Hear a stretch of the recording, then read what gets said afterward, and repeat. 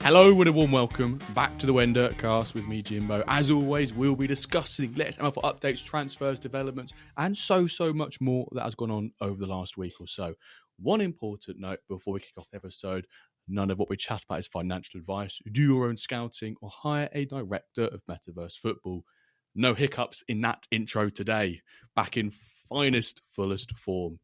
Joining me today for second appearance on the pod, which I think is well, I couldn't quite believe it when I actually going back through the record books, the archives of our episodes. It's only been on the pod once, but has been on plenty more streams with myself on Pack Drops, but also Cal from Pack Drops.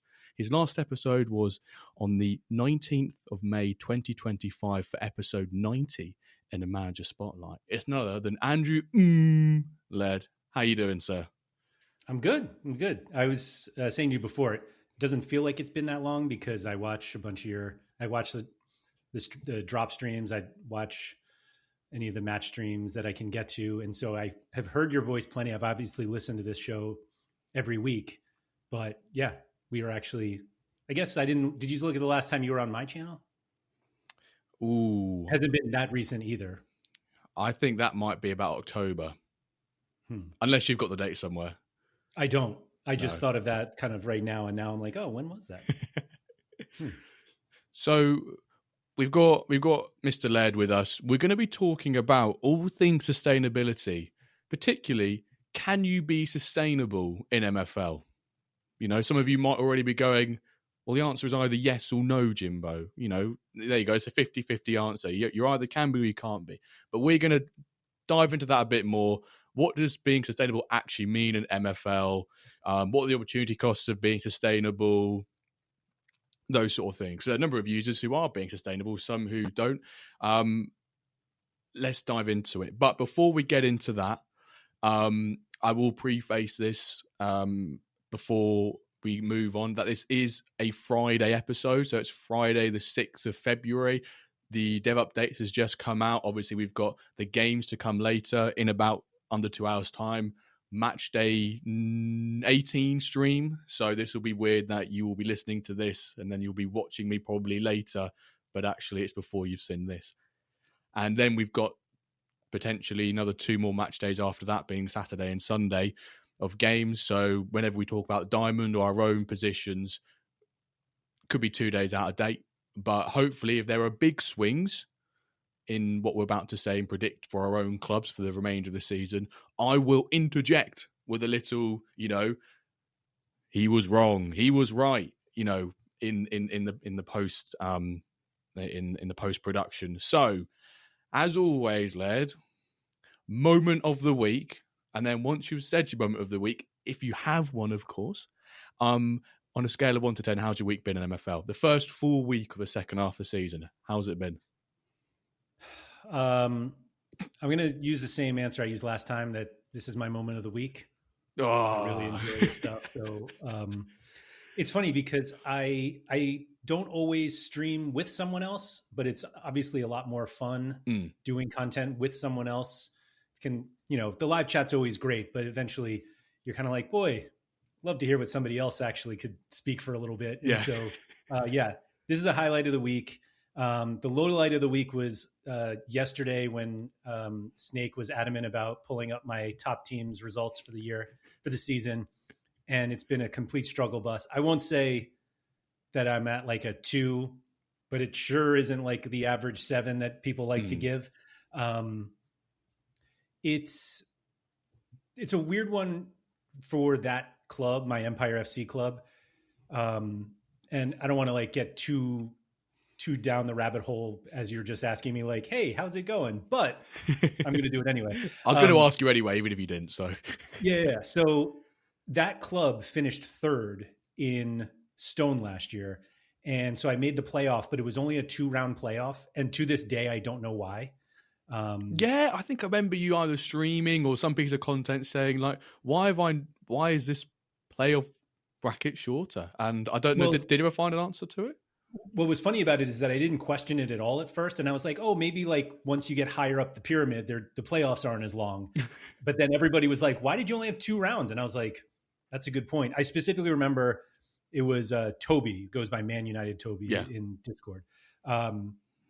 Was like, I showed him the playoff bracket, and he was like, it says Iron 31. And I was like, yeah, I guess. And he's like, there's only 30 Iron leagues. Like, what the hell is Iron 30? And I was like, oh, I have no idea.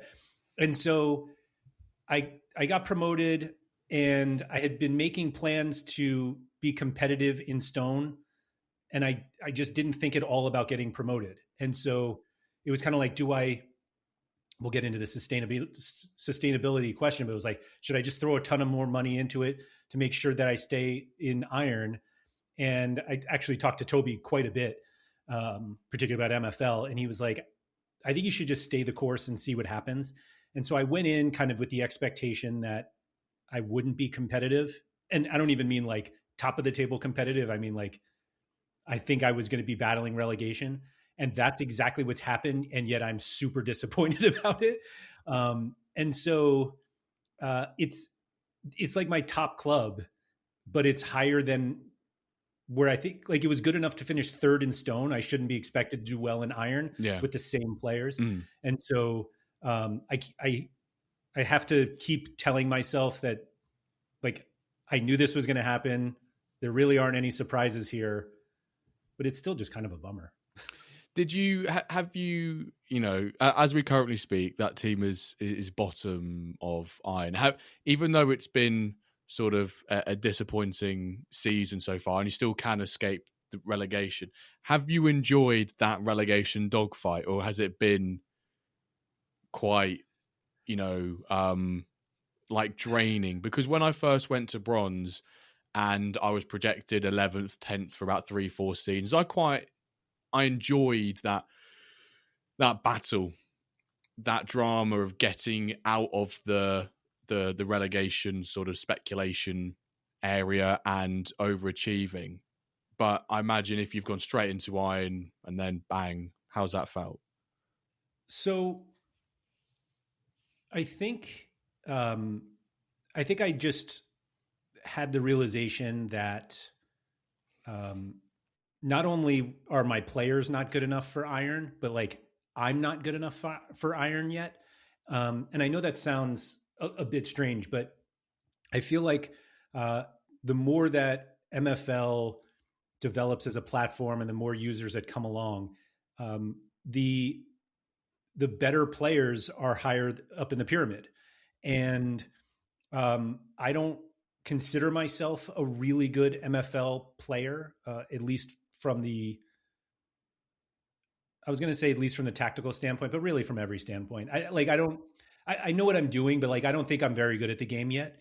And I think I know what I need to do to get really good, but I don't necessarily have the time to do it. Yeah. And I don't even really know everything I need to do. Like I'll ask certain questions, and then someone's like, yeah, but like, this is really what you should be. And I was like, oh, okay. And so I think I'm a lot further behind than others. And Iron felt like the first time where it was like, these guys are really good.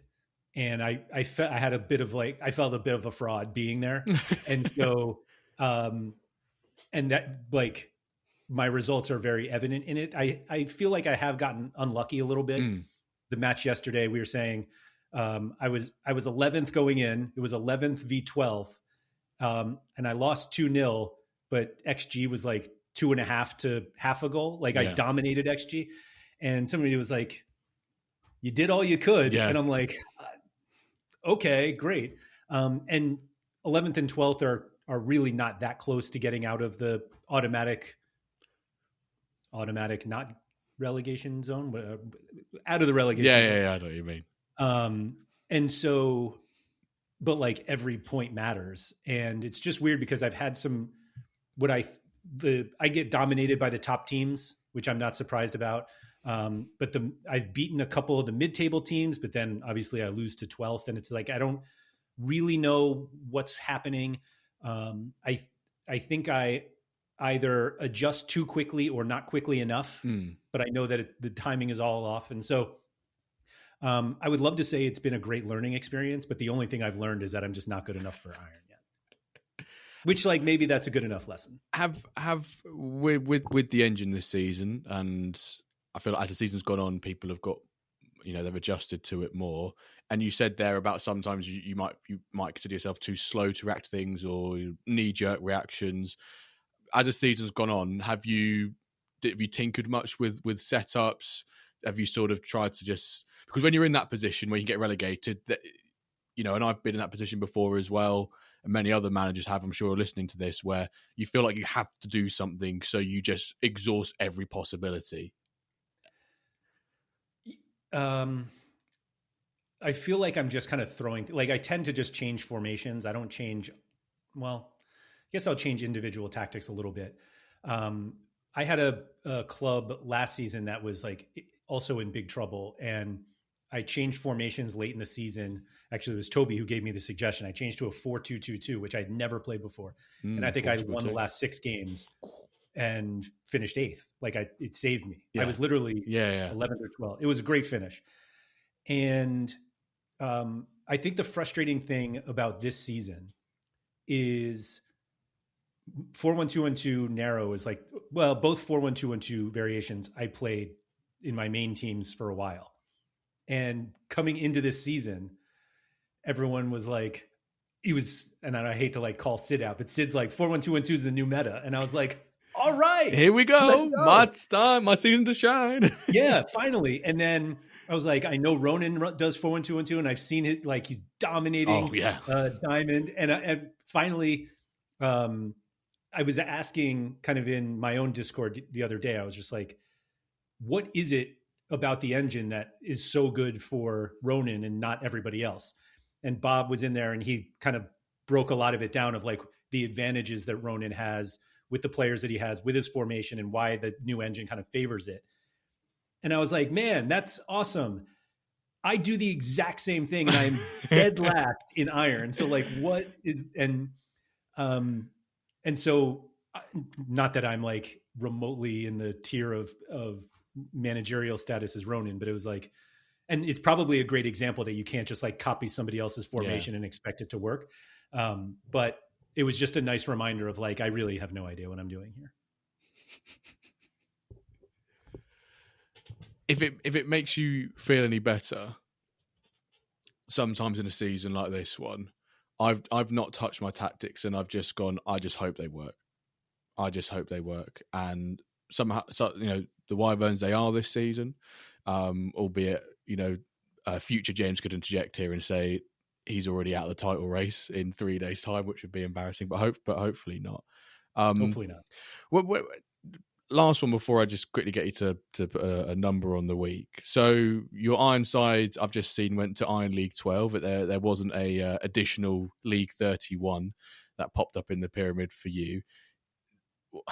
Do you think that prevented you from doing some preparation, not knowing what league you were coming into before they were announced? I know we get a couple of days to sort of like prep and see your fixtures, but most people get an idea of to who they're going to be playing and can sort of judge about like, should I strengthen up? Do I need to shift players? Do you think maybe not actually having a clue which league you were in impact your preparation coming into season 11? So, and you want to say yes? I feel like people who are good at this game would think about, and I just didn't think about it at all. And part of it is when I got promoted from ice to stone, I was like, oh, cool, I'm in stone. And literally the next season I got promoted to iron. And like, I didn't expect that to happen either. Back to back. And I think I finished second. Let me see if I can pull it up here. I finished third. So I went third place playoff from, I'm sorry. Second, I finished second in ice to go to stone and then third stone to iron. And so I still have yet to win a league. But it happened too quickly that like, I was just like, I didn't even think of looking. And so all of a sudden I was like, oh, wow. But the one thing that I did notice when I got to iron is basically every other team I had before this was in ice or spark. Yeah. And Patron Saints gave me kind of a little view of like what it's like to be a little higher. But all of a sudden I was like, oh, I'm in a league with Big Will. That's cool. I'm like, oh, there's XVIX and there and like a couple other people that I recognize. And I was like, oh shit. Like I recognize these guys because they're way good at this game. Yeah. And now I'm in a league with them. And I think I had Ron John in the cup. And I was like, man, I'm not on that level. And so it was full imposter syndrome before the season even started. And now I'm just going to be pushed back to where hopefully I belong. Like you know who you're playing against because you know they come into our chats, you know, frequently, or they've been on, you know, like if you play a game against Trust, who's been on your streams, or someone like Ron John's been on ours. You know the person, you know they're watching the game at the same time, and you're that's Laird's team. I need to make sure I try hard for Laird, you know, against Laird. Those sort of things. The people come out to do that. They come out there, you know, they want to be nasty to us content creators. They want that reaction, you know, like Blades just for no reason just insulted me on streams. But yeah, you've got 8 clubs now, 2 and 9, one of which obviously being Empire, and the other being Patron Saints. You've got quite a nice collection going on. I'm trying to think how many clubs you had back in May. It definitely wasn't 8. It may have been 2. Yeah, it may have been Empire and then Colmar. Remember, there's a whole thing about Colmar, and was it where Beauty and the Beast was filmed, but it's inspiration or something along those lines. It's a bit of a fad. So, those other clubs been doing all right so far this season, or is it just sort of Empire been your main focus and everything else is just? So one of the clubs, my Empire 9 club, is the one that James always kind of needles me about because, bullies. Yeah. And that one is like potential promotion spot. And I was like, now I'm going to be stuck playing James again, but I think his team is going to get promoted as well. So he's going to continue to be higher than me, which, like, again, I think that the people who get promoted into the higher divisions are appropriately promoted. They're good at the game. They know how to find the right players. And so, like, James being 3 levels above me, it feels right. It feels like the pyramid is working if that's what's happening. Because obviously it's the 9th ID club, and I've always thought I'm not really too bothered about all that. But actually looking at it on the club page, when you see the hashtag and then 9 on the side, and you see all the other 4-digit numbers, it looks quite clean just there. Number 9. I think my Wyvern's 85, which is still a you know, a double digit, but not quite as cool as the single digit ones. So yeah, it's cool. It's cool. Yeah, it's neat. I think it's neat, and also number 9 as well, being like, you know, your centre forward number. It's not like a 5 or a but say 6. We'll skip to 8. Won't say the next number after that because all the kids watching might go crazy. On a scale of 1 to 10, then, how's your week been, Laird? It's an 8. To be honest, I'm going to bitch and moan all about Empire, but like, this game is really fun. And like, have I gotten any progression this season? No. Is my top team getting relegated? Yes. But I'm still, it's really fun. And I actually, guy I know signed up yesterday. I actually brought this up in the WenDirk Discord, asked the question. I was like, what do they do if they buy a club today? Because we only have a couple games left. Yeah. And the answer is nothing. But it was like bringing someone on. Oh, I got a new club. Do I get the starter packs? How do I get packs? How do I get more play? And just like working through it. And it's like, they already love it. Yeah, and I was like, that's exactly how I felt when I signed up, which I never expected. And so, I mean, anyone who's like, MFL is super depressing and I'm at a 2, like, they're just lying. Like, this, it's still really fun. Yeah. Even when you're having a tough time, it's still super fun. I'm glad to hear that your friend who you've got signed up is still having a whale of a time when there's no sort of competitive matches they can play. Obviously, kickoff leagues have sort of stopped because they can't cram the fixtures in to like a suitable time frame. Although there is the countdown now for season 12. Registration opens in 10 days, 16 hours, which I feel like is definitely there earlier than usual. Maybe because they're like, well, if you join now, what's the next thing for you to do? 10 days time, I've got season 12 registration. So it's sort of a countdown. It's something there to look forward to. Also feels like Holiday Heroes lasted 10 years. And so like the distance between seasons felt a little long. Yeah. Although seeing, 11 days till season 12 kicks off is like, oh my word, that's a long time. But actually, when you listen to this, it's going to be a week. It's going to be a week, which is going to be good. So my side, I got knocked out of the cups. Woohoo! Wasn't not woohoo. It was really, really sad actually. But the Wyverns are second, joint first in the league, and the Wensum Worms are third. The Wyverns could be on a little bit of a title push. Hopefully, future Jimbo's not ruining this. But we are joint first on goal difference. We have played first, third, and fourth in our last 3 games and taken 6 out of possible 9 points, which is great. The only team we lost to was Florianopolis. Oh my word! Who were currently third, but I lost 3-0 to them with a fully rotated squad, so I kind of anticipated losing. But they actually got beat by Creepy Jeremy yesterday, who before season 11 was like, "Oh, one of my goals is to beat the Wyverns twice." I did a double over him, haha. But he did, yeah, take that. He did DM me on Discord and was like, I did beat your competitor yesterday, so I'm going to try and beat top for you today. I'm like, please do. So it looks like we're probably in for a playoff spot. Okay. Unless things go really badly, because in my final 5 games, the average position of who I'm playing against is 7.8. So it's, apart from Calver on the final day, Calver can mud me completely. I've usually got a pretty good record against Calver, but he could ruin me next Wednesday. Did you not do that to him previously? I sent him down, I think, beating him 4 or 5-0. Yeah, no, don't bring that up. Don't remind me of that, because now all I can think of is that moment. I think I basically sent Calver down. It had to be goal difference. Yeah. But hope maybe he's going to get payback. Have you... do I want to ask this? Have you ever been relegated?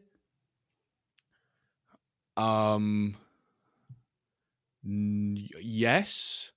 I believe I have. I got relegated I don't own the team anymore, but I got promoted to Stone to Iron, stayed in Iron a season, then got relegated. I sold the team off. I think I got the team relegated, but it was I got promoted into Iron, just about stayed in 8th spot or 9th spot, and then just didn't strengthen and just kept it the same. And then because of the inevitable thing that is strength creep, I just got washed in Iron and then came back down. So I think I have been relegated once, yeah, but never with the Wyverns I've been relegated. That's the thing that I technically have gotten relegated, but I bought an Iron Club with the expectation that it would get relegated into Stone, and that's one of the clubs that I have now in Stone. But I knew I was projected 12th by a mile, and so it didn't feel like I was just okay, now I'm where I'm supposed to be. Yeah, but this Empire FC one is going to get relegated, and that's a real relegation. Yeah, you said earlier about how you've never actually won a league before, apart from the WenDirk team winning Flint last season, which was an overpowered Dutch plus Dirk team, trouncing over Flint, which Calver has already won the league in Spark now, by the way, with 4 games left, which is brilliant. And one of you guys listening, part of the WenDirk community, will get to manage that for next season. And hopefully, I was saying on stream yesterday or 2 days ago, if club delegation comes out, we could have 5 of you all delegated into the club. And how great would that be to have 5 community members all doing a part of the club? That reminds me, do you think one of the roles that MFL has should be director of Metaverse Football? It should be. I think we need to lobby for it if it's not there. Surely. Yeah. We need to boycott, just not register for season 12 if it's not there, and just see what of an impact it has. It should be. Or we need to try and get that role added. If it's not already there, director of Metaverse Football. It seems an obvious role to have. So congrats to Calver, who did say when he came on the pod in early January for for the New Resolution stuff, that he wants to overpower the squad because he doesn't want to do tactics. And I guess that kind of worked because he fumbled it in the cup and smashed it in the league. So I'm going to give myself like a 7.5, 8 out of 10 this week. Future Jimbo could say here it ended up being a 5 because he lost his last 3 games of the season or in the week. So, hey ho. Righty then. Dev updates. Big one was in introduction of the tester rewards program. So basically to incentivize those to provide feedback on the experimental engine, they have basically brought out a tester rewards program, which Lucas, the wizard, has developed in his live. So you can submit feedback directly from the match page of the experimental engine. Since it's been released, patch has been deployed yesterday, improving many situations which have been reported, which is great. So there's obviously 3 levels. I think it's 100, 200, 500 MFL, something along those lines. I think it's really neat. I think it's a step forward to incentivizing those to start testing sooner, because we see a lot of managers, it's that first match day of the season and everyone goes, oh my word, why are there so many flip-flaps and elasticos? Well, is this your first time you've watched a match this season? Because if you would have looked at the last previous 10 days, you would have seen they're quite frequent in the engine. So I think it's a really good step. And I think they've got a nice fine balance of, it's not crazy MFL they're offering, so people are going to be like trying to hyper focus on finding bugs, but those who want to will be rewarded for it, and there's an incentive there. What are your thoughts on it? It's sort of similar to that. Did you get yours for the display? No, I think I might have to fight for this as well. I feel like it's because it wasn't to do with the experimental engine; it was to do with the. Well, I guess it was. It was the experimental engine being used. For those who want context, I reported the fact that when you go change the speed of the game, it doesn't change the speed. And then Yak said, "Bug's been fixed now, Jimbo. Thanks. No reward." So I would argue that what you found is more important than the bug fixes that they claim that they're looking for. Maybe they just hadn't thought about the level that bounty is at for MFL rewards. Right. And they thought, right. And just the fact that I got, Yak said in the report bug channel, like, at Jimbo, bug is fixed, thank you. I was like, surely that, I looked back on the thing, there was no completion, or I was like, I think I've been done dirty here. But yeah, I agree with you. Yeah. Have you reported I was going to say, have you done any testing yet? To be fair, it's going to change a bit between now and when people actually start testing. So, yeah, I think I do it out of avoidance of embarrassment when I'm like, hey, this doesn't work. And they're like, no, that's exactly what it's been doing that for 2 years. And I'm like, oh, okay, never mind. Yeah. And I think now, like, if you test now, usually the Friday before the season starts is when the final engine or the engine's confirmed for the season. It feels like, well, you could do a lot of testing there and then some things could change. So, yeah. There was somebody in my Discord who on the first day was like, oh, look, the players walk out. And I was like, oh, yeah, we've known that for 10 minutes. Okay. It'll be like next season, they will have watched the Titans game. Oh, there's music for the Titans Cup. It's something along those lines. The experimental engine has officially been released. If you hadn't already guessed what we're talking about. Strong focus on defensive behavior, thankfully, with many improvements. Full details in the patch. Lower number of cards given by referees. Good. Global rebalance of the engine. Rebalance. Yeah, exactly. What does rebalance mean? Where was the imbalance? We knew it was in defensive behaviors, but actually they've improved that, and that's not considered a rebalance. So what does a global rebalance mean? Are we going to get regional rebalancing after global rebalancing? District rebalancing. We don't know. Positional rebalancing. Anyway, reviewed and improved dribbling animations. And one of the biggest changes, a plus 20% increase in match player decisions, with 6,400 decisions being taken by a single player during a match. Do you reckon you have more than 6,400 thoughts in a single 90 minutes? I thought you were going to say like that. So was that my last MFL with Laird where I was talking about like what the engine meant? Yeah. Whatever it was, I got a message from Yaks after that stream, and I don't think I've talked about it since then. And he was like, so your concept of what the engine is like completely wrong. And like he wasn't that forward about it, but he was just like, it was literally, I would have said it like that. Like, so you're totally wrong. But he's like, but this is more like what it is. And so I basically was thinking of it backwards of when they simulate the game, like the stats get populated and then the players do whatever equal the stats. And he was saying it's the total opposite, that when they start simulating the game, each player every second or half second, whatever it is, has one decision of thousands that they can make, and they all turn into the game, and then they accumulate all of the stats, and that's how the stats get counted. Which like, I just like, my brain just can't think of like conceptualize what that really means when you build an engine like that, of when the ball is here and then the player has one of 6,000 things that it can do and it passes here. And then there's 6,000 more choices of what it can do after the pass. And that player, 22 player. And it's just like, it's just so much that like I shouldn't think of it, because it just like, I start to get a headache because I'm just like, my head doesn't work. So many decisions. And when we get preset subs, will those substitutions start slightly slow with their decision making because they need to warm up into the game? Definitely not overthinking things. But as said in here, huge thanks to Quinton and Baptiste for their amazing work on it. New landing page. Lucas created a wonderful little new landing page, which I believe you and I are at the bottom of, chilling. Little woohoo! Big up to content creators. Woo! But it looks super clean though. It's a really smart landing page, and big up to Lucas and all the work that he's done on that, and everything sort of changing UI etc.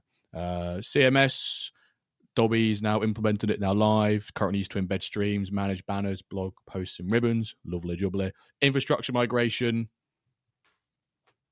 Yeah, we'll skip over that. Same as the global rebalance in my eyes. Minor improvements. You can now select the experimental engine when directly starting a match against another club. Lovely jubbly. Number of followers has been added to the club's leaderboard. Huge improvement. You'll never sing that. Hang on, I got the wrong chart. What was it going to be? I started to start chant with the end of the chart, not the beginning of it. But anyway, it's going to be a chant about how, top of the leaderboard in followers, you'll never sing that. But I was going from the fact we've already sang the chorus. You get what I mean. But anyway, you can now sort the leaderboard for clubs by most followers.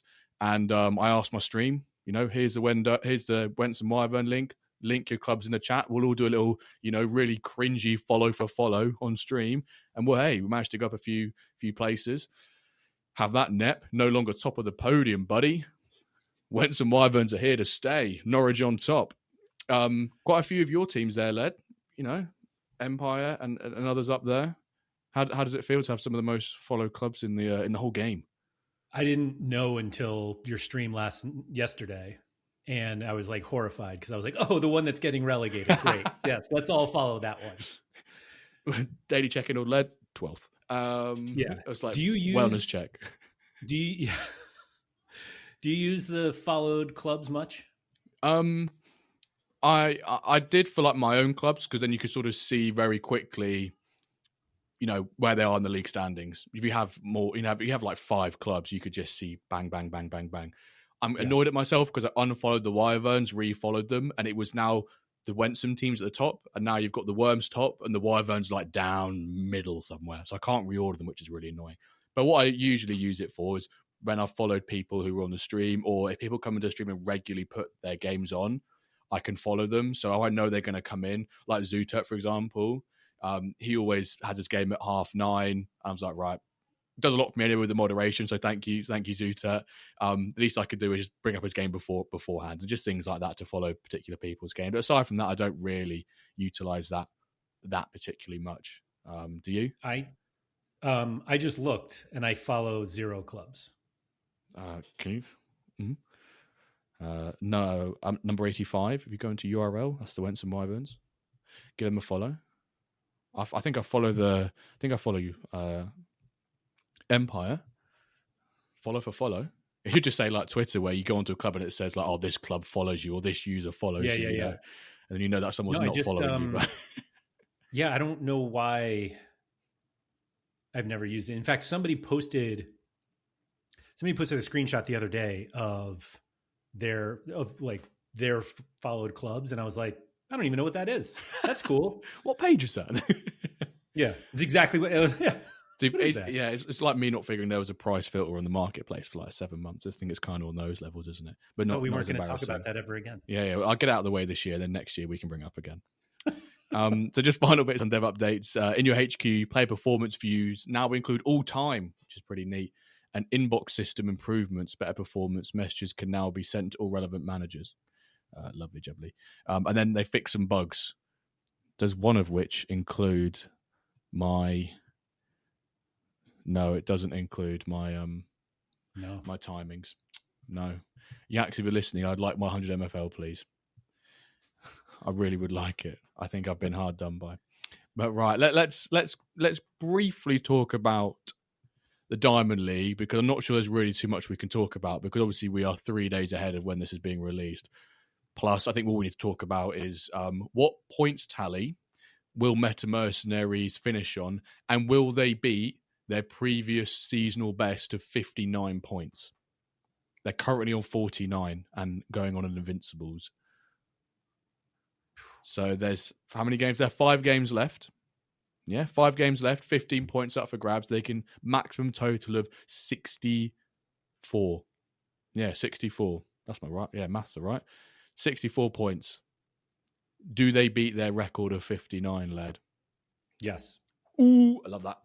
I agree. I can't see them not dropping, or just dropping points in 2 consecutive games. I've not seen their running. They could have a quite a nasty running, but actually, is any team for them really a bogey team right now? Probably not. When do you think Ronan knew that the league was his? I suspect he probably knew from about 7 or 8 games in. I think it's one of those, and from someone who has seen Ronan's dominance from season 0.1, where I think there's literally 5 other winners of Diamond League apart from him, you just know fairly quickly if it's his or not. It's like he dominates and everyone else, not everyone else struggles. I guess everyone else struggles. You've even got Sid, who's second or 35 points, having a phenomenal season in the Titans Cup final, and he's still 14 points behind first. Mm-hmm. So, I think he would have known fairly early on, but caught the season. The only reason I ask is because I think it was Ryan Walter had commented that that Sid and I can't remember who the other one was, but Sid and someone else in Diamond, 3 games into the season, was like, Ronan's unstoppable. And it was like, how do you know this 3 games in? And they were like, the 4-1-2-1-2 narrow, I guess wide play is just not good anymore. And they were like, he's just perfectly set up for the engine right now, and he's just going to run away with it. And literally 3 games in, and I was like, okay, yeah. And here you go. That's and even when he's not dominating and he still goes on to win the league, you just get this feeling, this sort of little thought in the back of your mind going, I still think Ronan does this, So Ronan, please, pick up the phone when I ring it, or reply to my DM saying, yes, I'd love to come on, or we will find you and I will put a microphone to your face and make you say some words, because we need to hear the man behind MFL's most successful club, the biggest and best club there is in MFL. We need to hear from the man. Do you think this is a really offensive question, but I'm going to ask it anyway? Do you think Ronan is good for MFL? Now, that is a tough question. Do I think Ronan is good for MFL?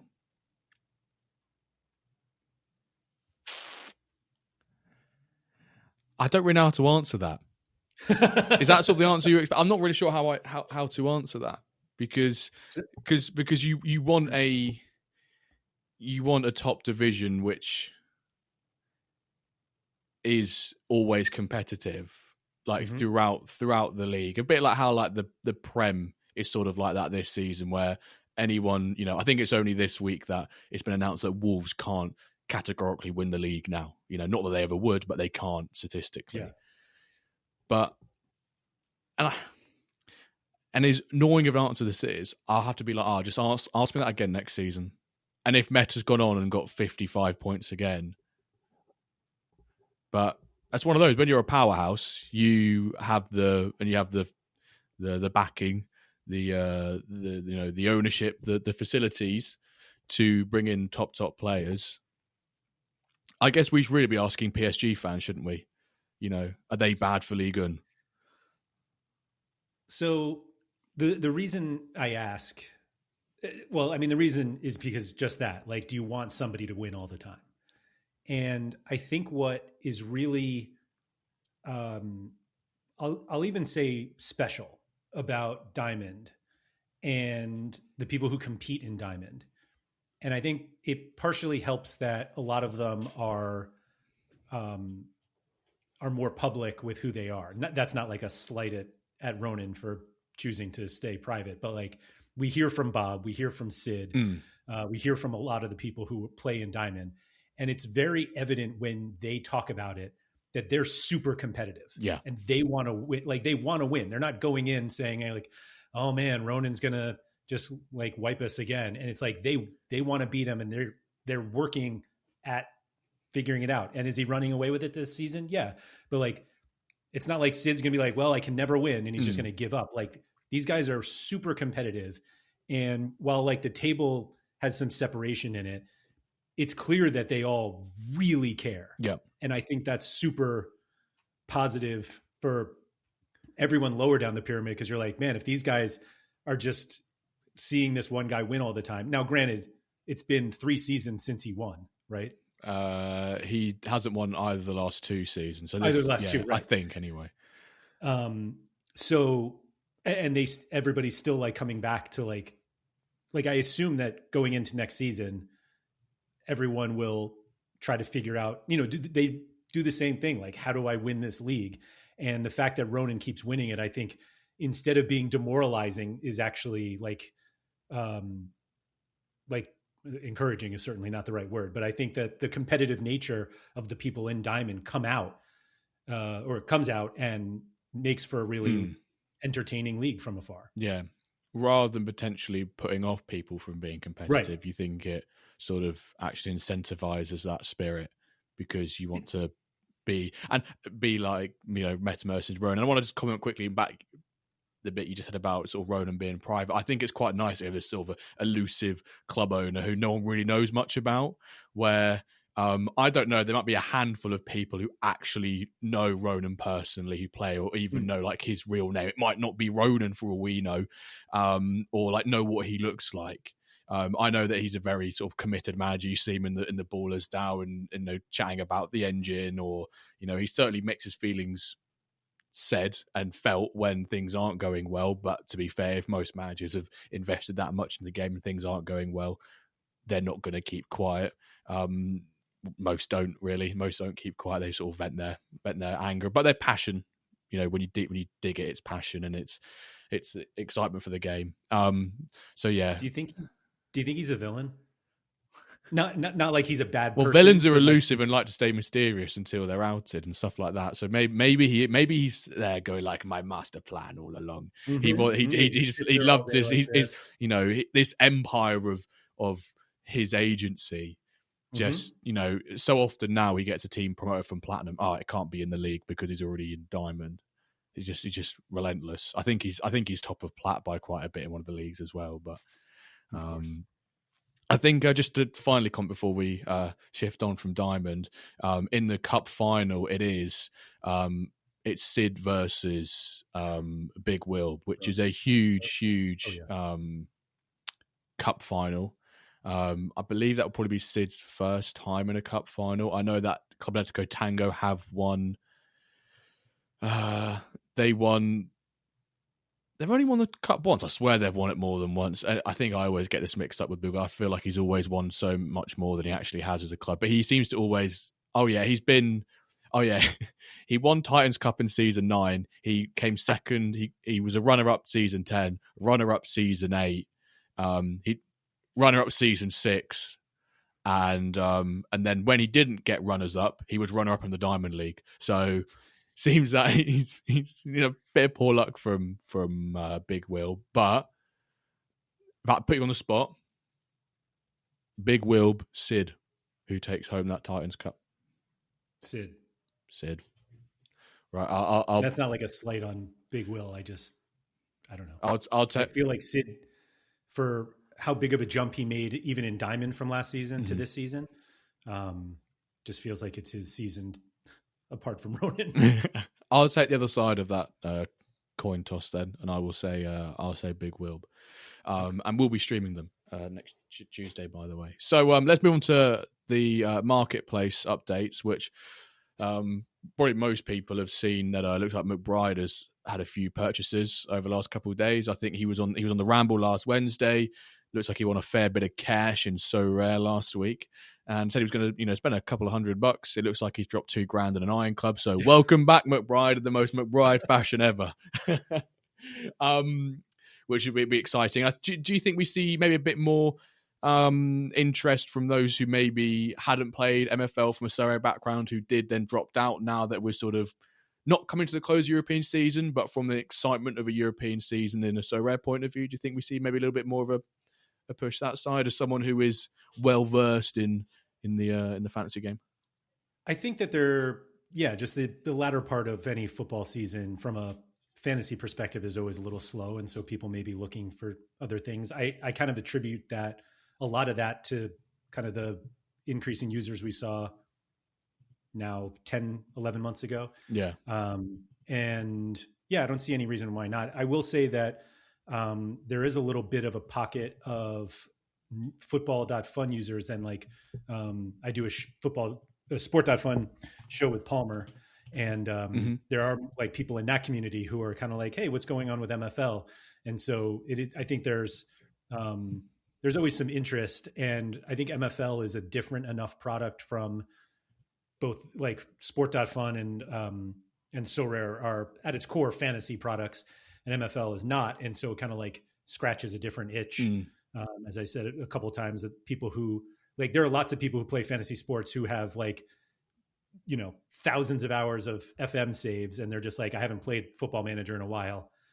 MFL looks cool, and it's like, you magic words, come on in. I'll show you around. You had a big win last week. Well, for a fraction of that, you can come over and try and get 0% loans and just dip your feet in the water a little bit and see, actually, it's not cold, it's not lukewarm, it's actually pretty nice temperature. So right, welcome back, McBride. But moving on to this week's Splash of the Week. Goes by a player called... Oh, hang on, I need to get his proper name up. I was trying to read it from my Word doc and I just can't see it. His name is... Oh, dear. His Polish name. His surname's Roman. Franciszek Roman. A 90 rated right mid, 27 years old, being purchased from Niako for $450. I don't know who the user is because their username is their wallet address. So the username 0x0BC4E1E6074BB2B3. How can I say that quicker and so much clearer than the player name? Or Discord is the Larrow. Congrats, you are this week's Splash of the Week. But not only is he Splash of the Week, in the space of about 5 minutes, the geezer dropped $1,828 on 5 players. So that was one of 5 purchases that summed to $1,828. So it looks like he's a current player, and with 3 clubs, gold, silver, and iron. And he's just gone, well, do you know what? I'm just going to have a big splash. Maybe he got a promotion. Maybe he's sold some stocks, or maybe a big So Rare win, and he's just starting to come across and dip his toes a bit more and finance the agency in MFL. But for that player, the Splash of the Week, he's 90 rated right mid, 79 pace, 82 shooting, 95 passing, 90 dribbling, 80 defense, and 81 physical. 27 years old, and an old mint. So he was minted at 17. So potentially this guy has at least 10 seasons left on him if he goes to the average retirement age, which if you're talking about what, $450 divided by 7, $64 a season for a 90 rated player, that's probably pretty good. I'm no spreadsheet man. Trustful here will go, actually, his valuation is slightly 7.5% over what I'd value it him at. But, oh well. Sorry, Trust. But congrats to Nyako for the sale, and congrats to this guy for picking up Franciszek Roman and having some big purchases. Will we ever see you, Laird, on a Splash of the Week? We may have asked you this in a Manager Spotlight. It's probably the same answer, but one day, unless the marketplace is really stale and there's no buys, and you just suddenly come in there with a $10 buy. Oh, gosh, let's hope not. I don't think I've spent more than $30 on a player, and I don't see myself going much higher. Knowing how much I have to spend just to make myself competitive in Iron, I don't know. Doesn't feel sustainable, Jimbo. Ooh, do you know what? Speaking of sustainability, unless you have any final bits you'd like to talk about before we... What a great transition. Thank you so much. What a great guest you are. We're going to jump into our main topic of the week now, which is sustainability. Can you be sustainable in MFL? And it's often a question that always gets brought up in, I feel like any game that involves any sort of any money, basically. If there's any sort of, asset, NFT, anything that has monetary value to it, has an ecosystem or an economy and an ecosystem and a marketplace with real people, real money, it's always that's always, sorry, I've just seen a question that's come through. I refreshed the Twitter and it's a community question. Sorry, I hear planning for a UK-based meetup has started. Can you please confirm if these rumors are true or not? Insert Jose Mourinho if I was being in big trouble. I will not confirm or deny. No, I'll confirm. I've got the works have started. The works have started. Just next couple of weeks, keep your ears, keep your eyes, keep your no other body part needs to be open when it comes to that. So ears and eyes open. You'll hear from that soon.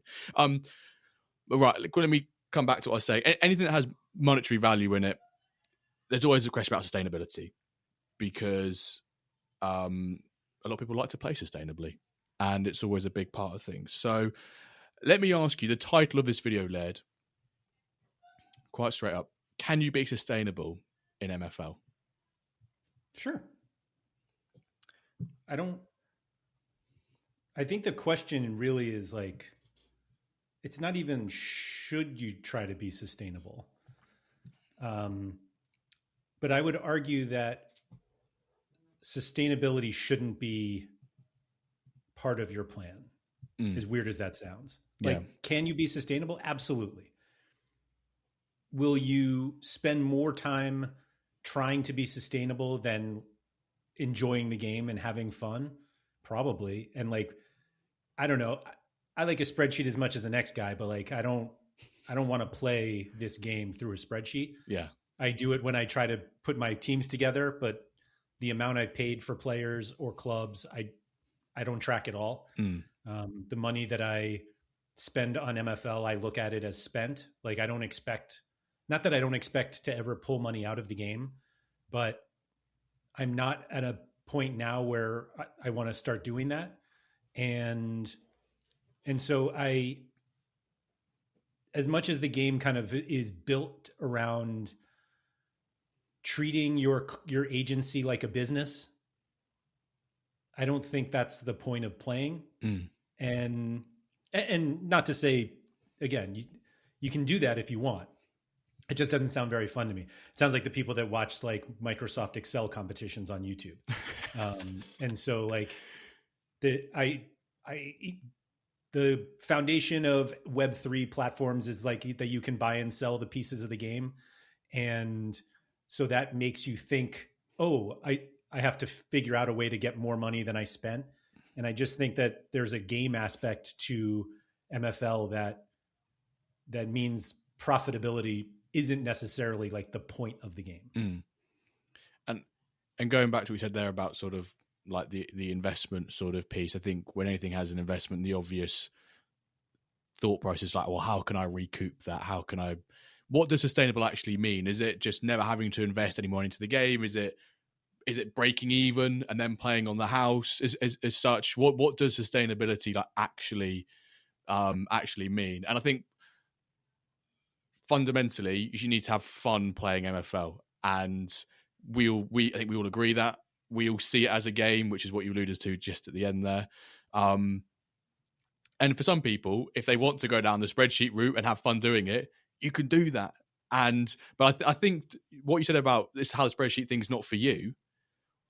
I think if you want to be sustainable and you go down that route, you have to do it from day one. I think you have to do it from day one, because if I was to go down sort of like analyzing, be sustainable and go down spreadsheets, I couldn't do it now. I wouldn't be able to track it. But I know someone who has, someone like the Dollar Club, for example. I mentioned to you just before we started recording, has posted today about like sort of his business model for his club and how he's going to sort of run the agency with the players earning for packs that will fund the players. Players will have a percentage revenue that will bring in MFL for packs to recoup for the players. And he's sort of got this whole model and everything, which I think is, if you want to go down that route, it's a really great. I think he's also doing it in So Rare, sort of like that free to play mode, and showing people how you can do it. But I think for me anyway, if you want to be sustainable in MFL, if we talk about sustainable being, you put some money in, you get to a break-even point, and then you can just keep churning. You just play. You play forever. Once you put your money in, you play forever after that. I've always said there's sort of like an opportunity cost of that method, that play style, which for me, if I was to, I think would be fun. I think the opportunity cost of that for me is fun, because if you were to, and let's talk about sustainability and investment in terms of money, not sort of like revenue share. Let's talk about it from an actual money point of view. If you don't buy those players to help you win games, maybe you win less games. And if you win less games, there's probably a bigger chance you're not having fun.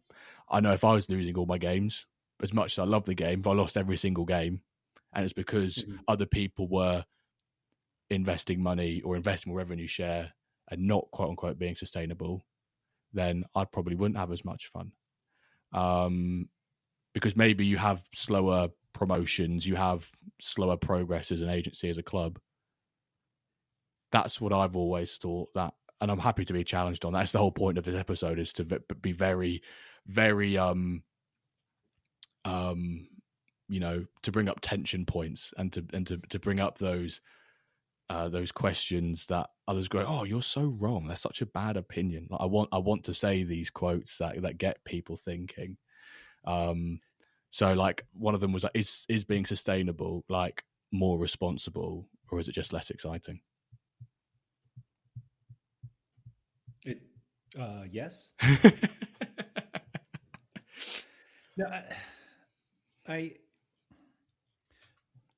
think it's funny because we were talking about like what you said. If you were going to do a spreadsheet, you got to do it from day one. And like I've streamed MFL stuff with Trust the Process more than anyone else, and he obviously he has his master spreadsheet, yeah, and he's shared it on stream before. And every time I talk to him, he references something in his spreadsheet where like, oh, what is a common player? I think MFL is worth this, blah, blah, blah. And so I start thinking of that. Oh, okay, maybe common players are overvalued right now. And I take 0 steps to like decide if my common players are overvalued or if I shouldn't buy it. Like I just don't think of it that way. And I think going back to what you kind of started with, of like, what does sustainability mean to a lot of people? I think for most people, it just means not having to put any more money in the game. Mm-hmm. And that doesn't necessarily mean that they are, that they've made as much as what they put in, but it's just like, this is what I'm putting in. And Yeah. I think SoRare was kind of the first website or first platform that showed me this, that there is a way to play these games where instead of, if you're playing daily fantasy sports or just sports betting, you put in money every single time you do something. Whereas here it's like you can put in more money at the beginning and just have that be your runway. Clubs are forever. Right. And so I think when everyone is like, yeah, I want to be able to make as much as I put in, it's like, okay, once you do that, is your experience any different? Like, have you, and some people I think love that chase of like, no, I want to be able to generate enough where I'm playing on house, with house money or whatever it is. I don't think it's the most fun way to play. But fun is a taste. So everybody has different definitions of what's fun, particularly on the platform. But this idea of sustainability, like, we're not here saying like you should spend every single dollar you have on this game because, it's like, I don't think that's ever been the message. And I think what's really positive about the platform is that for the most part, everybody who talks about it, well, I don't want to say everybody because I don't know everybody that's spoken about it. It feels like a vast majority of the people who talk about MFL and the costs of playing view it as a cost of playing and not an investment or a way to,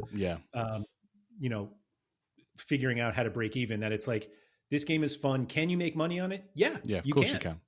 And there are some people who have made a lot. And I think similar to a lot of other Web3 platforms, the people who were here early probably have made more than the people who joined late, but like, that's what happens when you're there longer. Yeah. And also just to interject on that, most things in life that involve money, if you're there super early, you win. Like, investments, anything like that, ICOs or whatever, get in early, you do well if it's going to be a successful product.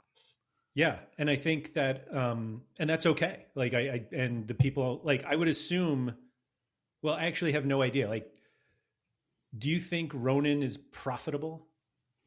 So this is something, that's what I mean, Ronin. Pick up the phone. Let's bring you on.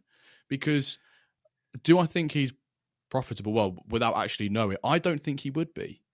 I don't know. It depends how I don't know how he plays after rewards. I don't know what's his strategy. Does he hoard rewards? Does he sell? Just take Big Wilbert, for example. I'm pretty sure now he said that last season he broke even, which I think I can't remember how he said how much he spent, but it's a lot of money, tens of thousands on cards. And remember, he's been here, he's an OG, and he's in the top division. He's near enough got a club in, I think it's every single league in the top 3 divisions or top 4 divisions. It's something crazy. He's got an unbelievable agency. There's a reason why I think we did the maths on one of your streams that he brings in like 6.5 or 9% of or last season, about 6 to 9, something like 6 to 7% of the total MFL available each season. Big Will takes home, which is an unreal. I think it's about 60 odd million, and Big Will brings 67 odd, and Big Will brings home like 6.5. Or no, I can't remember. 3.5 he brought home and 60 million altogether. Someone correct me on the stats. I've not got them up in front of me, so I apologize. But it's taken him time-wise, 2026, you could say 3.5 years, which is a lot of time to, and time, and that I've got something written down here is about sustainability and earning time, say earning your initial, say startup cost, we'll call it, back into the game. Seasons are 6 weeks long. It's quite, if you want to do that slow grind, it's quite a long time. So yeah, go back to your original question about Ronin. Do I think he's broken even, or I don't think he is? So do you think he has spent the most? Actually, now that I say that, I don't think he's spent the most, but I would imagine that he's spent the most in Diamond, if that makes sense. Yeah, I think that's I don't think we can include Akane in this. Maybe on like a short-term bias. Akane was like 50 grand in a couple of weeks. It was just like nuts. I think it was. It was it 50 grand? It was something crazy like that. But yeah, within Diamond particularly, Ronan has, without a shadow of a doubt, spent the most. But I think, one part of being sustainable as well is actually, if you are achieving promotions, because part of the sustainability is like rewards with MFL, and using those rewards to help you be sustainable. Because to a degree, I think there's all a bit of us that wants to be sustainable. Would you agree with that? I mean, like, not saying wholehearted, like all of your focus is, but part of you sort of, oh, well, it'd be nice if like this club just like every time I earn rewards every season, I could at least populate a player. Like there's something like that. I think most people, maybe most people is wrong because I'm speaking to yourself and you're like, well. So I was thinking of it less. As soon as you kept going, I was like, oh wait, I definitely didn't mean that.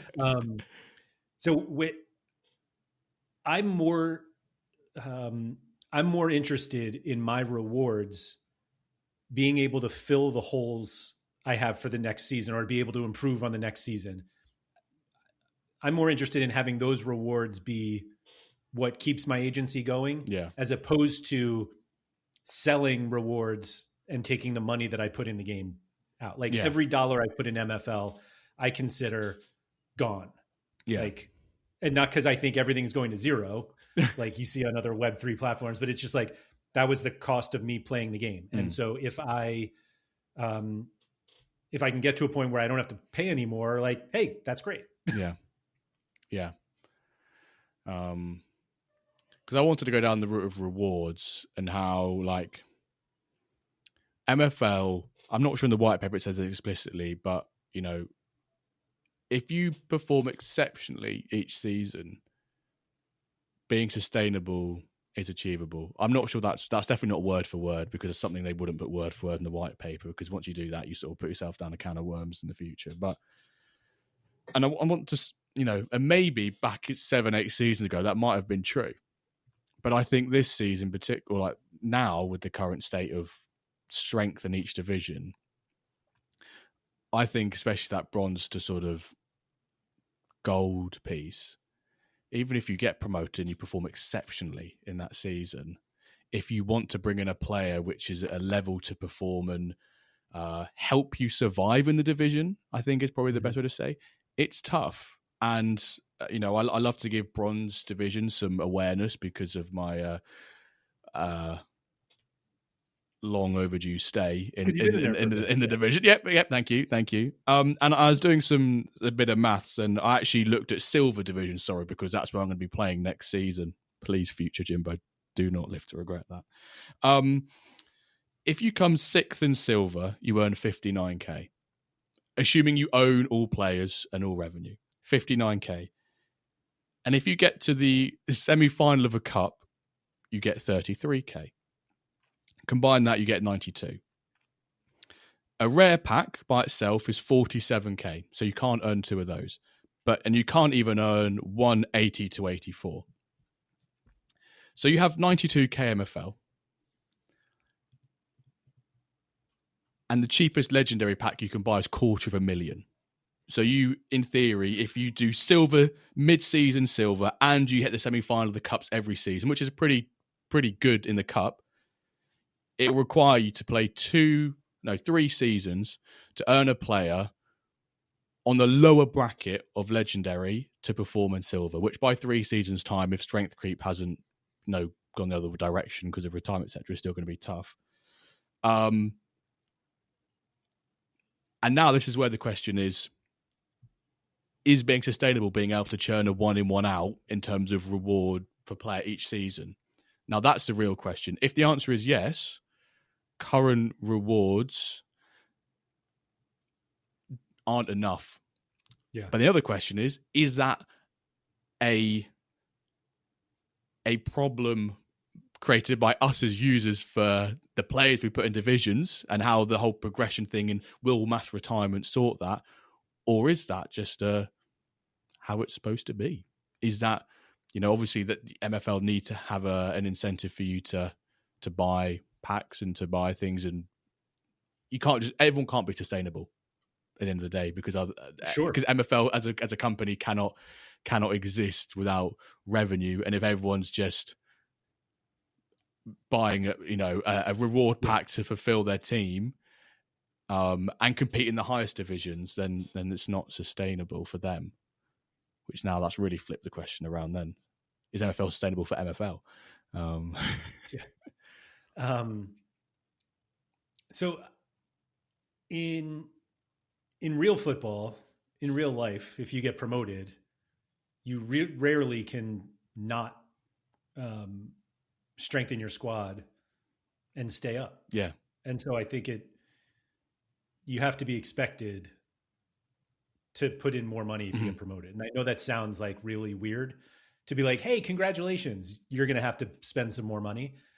But it's one of those things that mimics real life in the game. And so I think it's okay.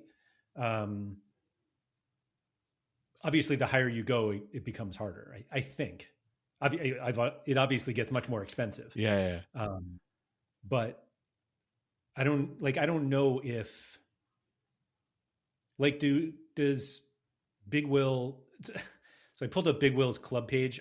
Like I knew how good Big Will was. I didn't realize just the breadth of his agency. It's crazy.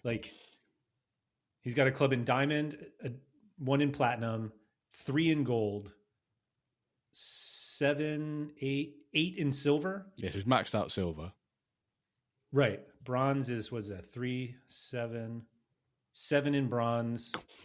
More iron clubs than I can count. No, I guess it's only 8 iron. Yeah. It's crazy. But I'm wondering if do you have to get that big in order to not have to buy players anymore? Or is he also buying, I don't track really anyone's purchases. Is he buying a lot of players every year? I think I would imagine his priority, and hopefully he pops in a Discord or something and talks about this, or we can bring him on the pod sometime to speak more about it. I know that he sells packs to recoup that, and I imagine now maybe his strategy has changed because he's now in the green, I guess. Yeah, out of the red, we'll call it. I'm not sure if in the green, but out of the red. And does his strategy change now when it comes to rewards and so on? Yeah. So looking at that, the 2 other things that popped into my head. So I've long considered, and maybe listening to you is the reason I think this way, but I've long considered bronze. No. I've long considered bronze to be where, I apologize for using this term. Bronze is where shit gets real. And this is where the real, really good MFL players play. And obviously you can buy yourself into bronze if you want, but I think people who earn their way to bronze are really good at the game. And that's what scared me when I got promoted to iron. Cause I was like, I'm pretty close to bronze. Yeah. And I was like, I don't think I'm good enough, but maybe I am good enough in this game. And my season in iron is proving that I was right all along. But it also was I'm in a league with Big Will. And I was like, oh, I know he's good at this game. And then I look and I'm like, oh, this is his 19th best club. And I was like, oh, okay. And so I long ignored anything above me in the pyramid. The diamond update. I know about diamond because of the WenDirkCast. I don't check on diamond. I don't watch anything about it. I don't follow it at all. I get bits and pieces from Bob or Sid. Ryan, Walter will say something about it. And I was like, oh yeah, that's cool. But it wasn't until I got to iron that I started looking at least more at diamond. Again, I don't look at plat or gold but I just know that everyone up there is really good. Yeah. Which is how it should be. Your best play, your best, the people who are the best at the game should be at the top of the pyramid. They're also all the way down if they want to be. but I have no idea where I was going with any of that. Why did I bring that up? Me on every episode. I don't know. But one thing I do want to point out is that, all of this could be swept aside when, we have the feature of the loan market, where as long as you have a club delegation means you might even need to have a club. You don't have to invest in players or buy players or hope on reward packs. You can loan out your revenue share and people will have fun doing that. I know for a fact that if I am to get into silver, I don't want to have to buy players. I want to try and use what I've got with some loans and then see how I perform. I'm not in a position to every season drop $200 on a new player. I can't do that. And even if I could, this is why I say part of managers want to try and be sustainable and challenge themselves. Because from my point of view, even if I could, I don't think I would want to. I would want to challenge myself and say, right, if you need to have an injection in like a couple of seasons' time, we can do that. But for the time being, utilize what you've got available to you and challenge yourself to not get relegated from silver. I mean, this is going to be an absolute joke if I don't even get in the playoffs or do anything remotely like that. And I'm really, really disappointed in myself for even mentioning that division connected to myself now. So I'm going to keep you on it though. Have you two questions. One, do you know where you want to strengthen if you make it when you make it to silver? And two, how easy is the loan market there? Meaning you obviously need some very good players. Do you think you'll be able to get the players you need? Right. So I'm gonna answer your second question first. Will the loan market be easy? Will it be straightforward? It will be harder than bronze. I'm in a position where I know a lot of people. I have contacts, so I can bring some players in. I'm fortunate I have quite a few big agencies that come to me and say, I want to have a player like Jimbo. Can I have a player to help you out in bronze? Like let's get you out of bronze. But I know that as more retirements come in, and I'm going up divisions, hopefully, and being more competitive with some of the other bigger agencies, will they be more reluctant to loan players to me? That is sure. that is a thing. So, if that is a possibility, I'm slightly worried there. Sorry, are you saying that because they need them, or they don't want to give them to you because you're they might not want to give them to me because they're competing with me, but also if they have not considered a long-term plan and their players agency is whittling down, and the whole retirement piece I'm referring to here, are they going to have to reshuffle players and they're going to have to go up? Their excess players, which they may offer to me, are no longer available. And that's where I do think in 5-6 seasons, we could be at a position where people who may have relied on loads of bigger agencies may not have those available to them. Sure. Where I'd like to strengthen, well, the players which I usually loan in, well, actually right now, it's both my strikers, my left mid, my right mid, and my goalkeeper. So I'm going to have to say all of them. But ideally, it would be the 2 strikers and the goalkeeper. But I think it would be tough. I think it would be tough. But what I want to do now is actually ask you a question which, quite coincidentally, a lot of pieces of content this week have had hints of sustainability in them.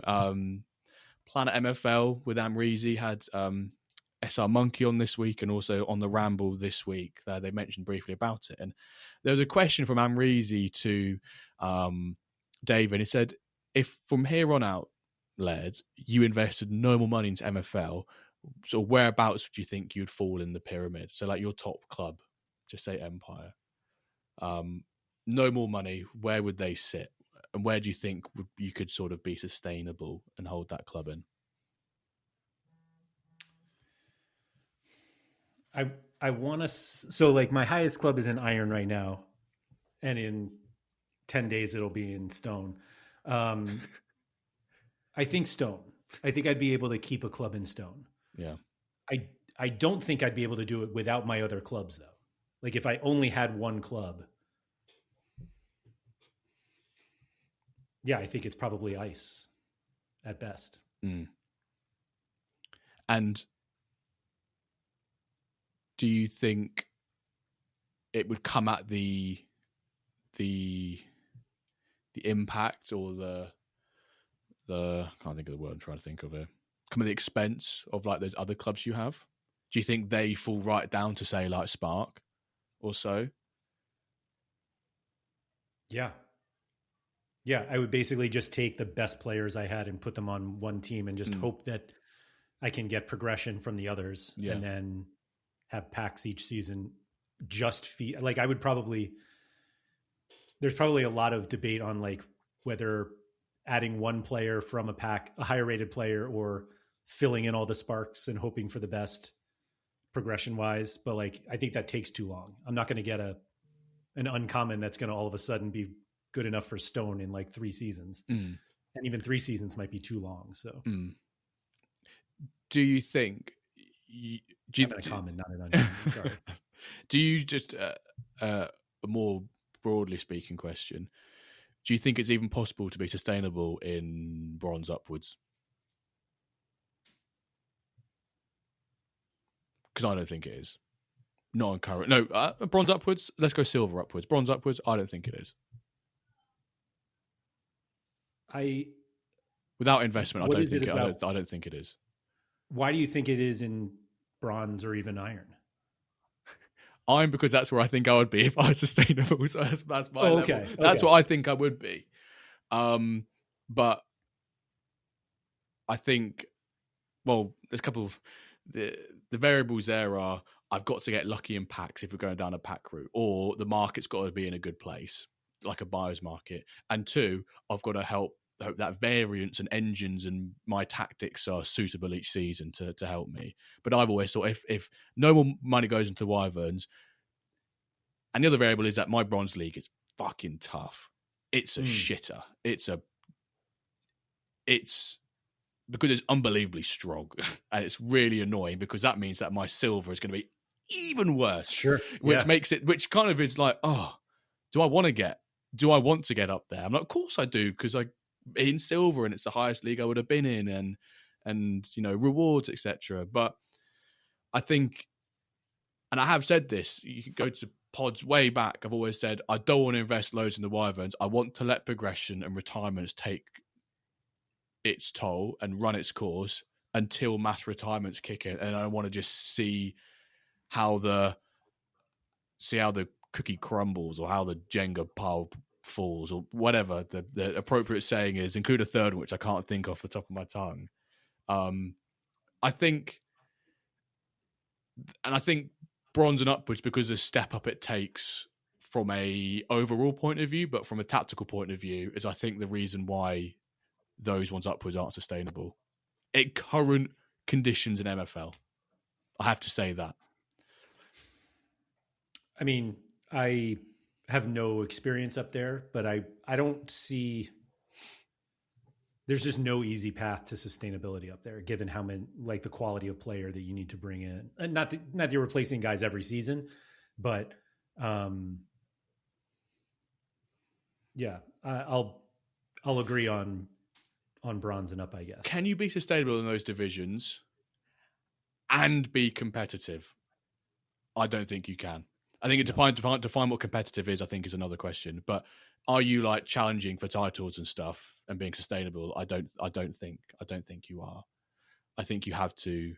But that's I think that's also the beauty of the game as well, is that it's not pay to win. It's those who want to be at the top, want to experience that thrill, that excitement, that rush.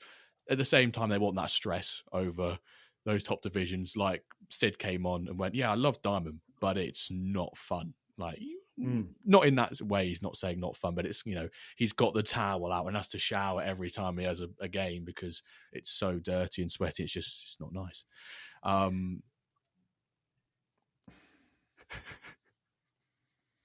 Do you think you can buy your way to a diamond title? Diamond title? Of course you can. But I would like to say that someone like Akane proved it's not easy. And Akane bought a load of amazing players. This is where I feel like this is when someone's going to say, well, actually, Jimbo, he got into the final of a Titans Cup. And I might be completely wrong. But I don't think he performed very well with the best players, say like 4th or 5th, which is probably actually really decent. But with someone on a budget, if he wanted to, he could have bought everyone's players out. Well, when he told me he wanted to own every single club at every single division, or have a club at every single league in every division. But I guess the way I'm thinking of it is, you still have to be really good. Like given the players that are in Diamond, even if you bought a lot of the top players, there are still going to be top players left, unless you literally bought them and took them out of Diamond. You know, like you just let them sit and rot and make sure nobody could have a good team. But like I feel like you can buy yourself into a lot of leagues, and I'm not sure you can buy yourself into Plat, given that there are hyper competitive people in that league that don't necessarily, not that money's no object, but at some point it's like, do I want to give up all of my players and not play this game? And I don't think they're there. You could buy yourself a title in Diamond for sure, but you'd make a lot of other people very, very rich doing so from purchasing their players at inflated prices. Right. Another little provoking question. Do engine changes make sustainable planning difficult?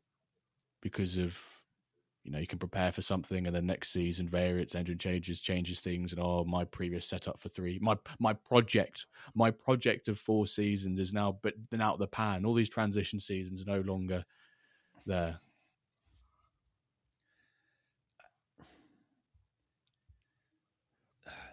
No. So I think engine changes kind of cloud, they kind of like cloud our view of leagues. That for a lot of leagues, and maybe this happens more on the lower end because there's just more movement, but each league, like your bronze league that you've been in for 140 years. Oh, hang on. It's my 10-year anniversary, my 10 season anniversary. And it might be the time I get out of it. Please, Wyverns, don't cock this up.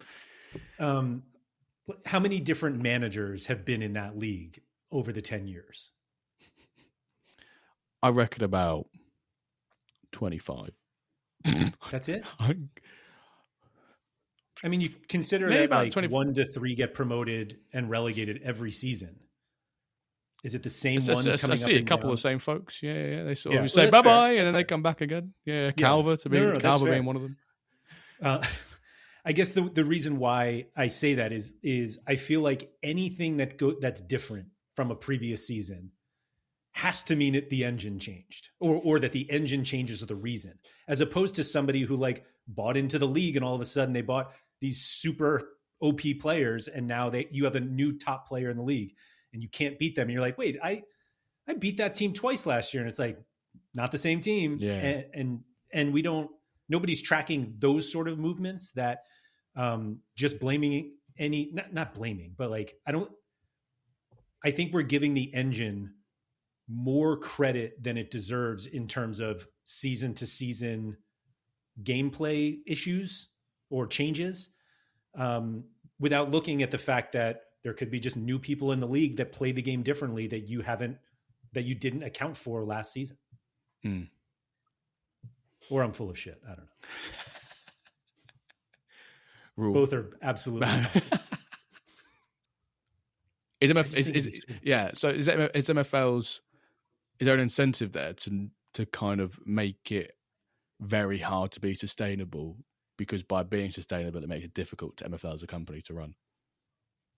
I don't know. I don't think there's anything that, I think it's just, it wouldn't be fun at all if you're just constantly like, oh no, I have to make $4 this season in order to make up for what I spent. Oh, I've got to make like, I don't think people play games to have like financial requirements put on them every 6 weeks. Like that sounds awful. Yeah.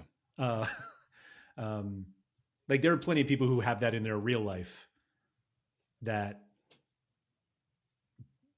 that's not a game. Yeah, like yeah. nobody, Yeah. Nobody's creating a brand new game that you're like, hey, so every 6 weeks we're going to put like significant financial stress on these people and see what happens. Like, that's not fun. I don't even think that has anything to do with like whether MFL itself is sustainable because of that. It's just not fun. And like nobody's going to play a game that's not fun. Yeah.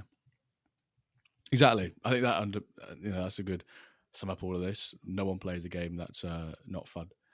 Yeah. Thank God we're all here for the long haul. I wouldn't be here for 4 years. Yeah, 4 years coming up this year. It's amazing. Not too long till we hit your year anniversary. I was going to say, I'm trying to find April time, I think. I don't see it on my profile. I don't think you'll say it on like your profile or anything like that. I think we've just got to fire maybe back to those streams you did. Sorry for your success and all that with the $1 players will never be a thing in the marketplace again. Never again. Never going to see them never again. I put that on par with Calver's $500 Dempsey. Will this be a progression gem? Not gone up a single attribute since then. Whenever someone says, progression's bad for me this season, which for some people it seems like it has been, if they ignore the fact that everyone's getting older and earns less XP and past their prime age, we don't tell them that because they don't want to hear that news. Then I show them Dempsey and go, it could be worse. It could be this guy. And it could be this guy who documented it and put it on YouTube as well for everyone to watch and see. Sorry, Calver. I didn't spend $500 on mine, but I have a player who, let me see if I can find all time. He is, where did he go? Progression, here we go. So he was born at 19. Great age. Yep. He was +1 in dribbling and +1 in defending his first season. He went from 63 rated to 64. Yeah. He's currently 29 and has not had a single stat. Yeah, they're the ones we love to see. Like the first, imagine you pack a 19-year-old Spanish cam, and in his first season goes up +1, and you're like, "Whoa, this guy's going to be a David Silva, legendary." Yeah, and it's like this, and then 10 seasons later, just a straight flat line. Well, speaking of careers, our question from Alexis. What would be your IRL dream career path as a player, Laird? So I didn't play football growing up in any sense, whereas like I'm an academy kid since I was 8, like I don't have that. Yeah. And even like American sports, that doesn't really exist. Mm-hmm. But I've long been from a casual sport fan looking at what certain athletes do. Like there are some that stay in their club forever.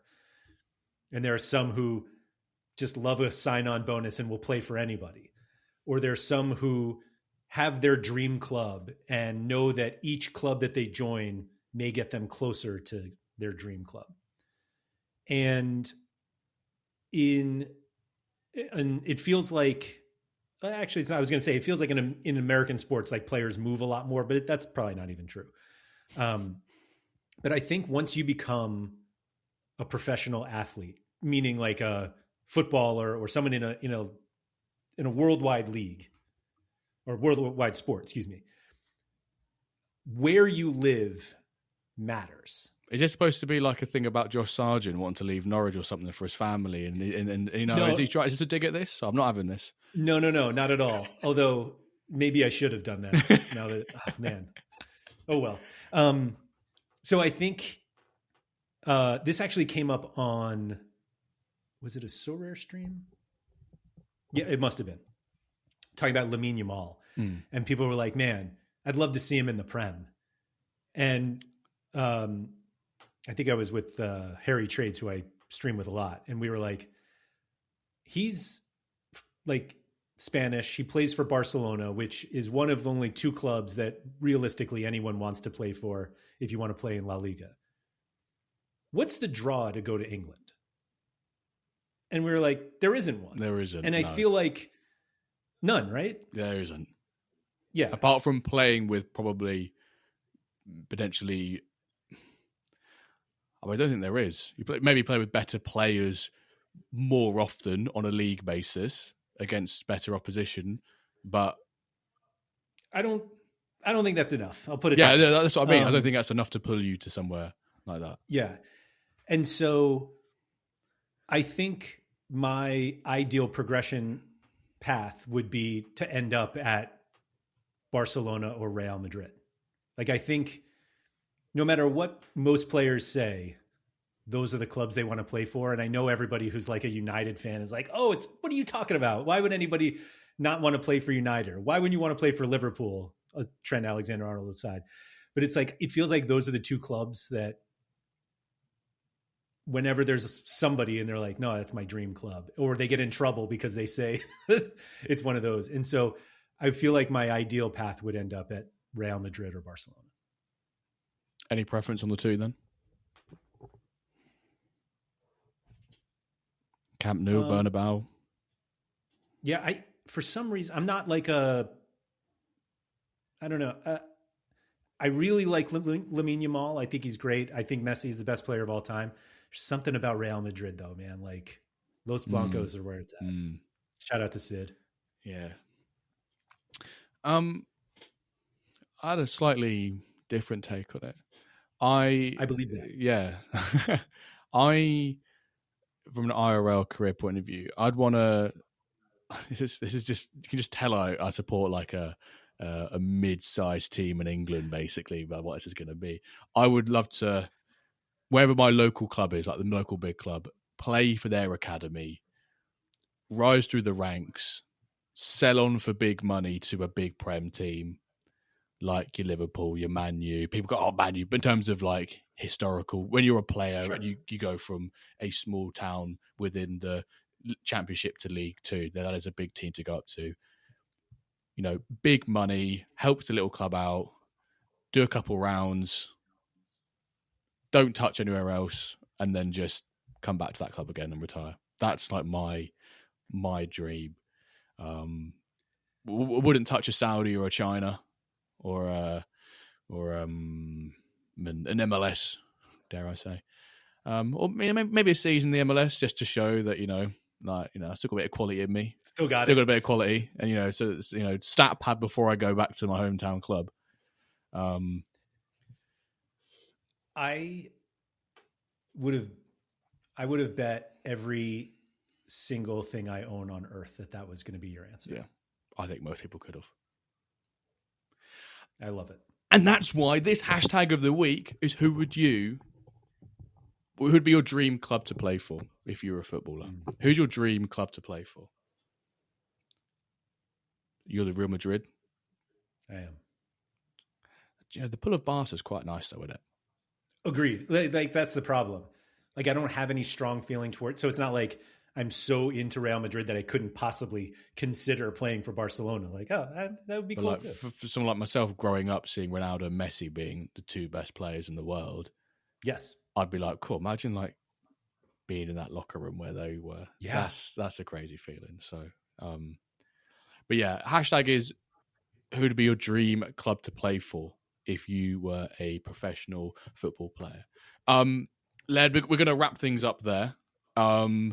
Thank you for this chat on sustainability. I don't think we've got particularly anywhere with a conclusive answer regarding sustainability, but I think that's a lot of MFL and how you play it, which there is no right or wrong way. But ultimately, we can both agree on, as long as you're having fun doing it, who cares? That's the main question. Thank you also very much for listening. Actually, no, sorry. Thank you, Laird, for coming on. Who do you want to shout out before we end this? Do I get to ask a question? Oh, yeah, of course you do. Sorry, yeah. What's your question for our next guest? Sorry, it's gone down the drain quick. Who do you want to ask a question? What do you want to ask a question? Do you know who the guest is? No. Okay. Perfect. Why? This is going to be really bad when you... Well, never mind. Why do you keep playing MFL? Okay. Next week's guest will be somebody who joined yesterday and has never touched the... Well, I keep playing every day because I'm waiting for season 12 to start. No. But generally, like, why do you... I mean, it's easy enough to pick up and drop games, but what is it about MFL that you keep wanting to play? Great question. Again, thank you, Laird, for coming on. It's been a pleasure as always, and we won't leave it 10 months until the next occasion. It'll be twice in 2026 we'll have you, not just like the once. And we'll probably see you in a Pack Drop stream at some point in the next 10 seasons, maybe. Hopefully. But anyway, remember the hashtag, folks. Follow us on all the socials. Follow Laird if you're not an MFL with Laird, and all of his socials. They'll all be in the show notes, the description, all of that hokey pokey stuff down below. But thank you all so very much for listening, and we'll catch you this time next week for an episode of the WenDirkCast. Thank you for listening.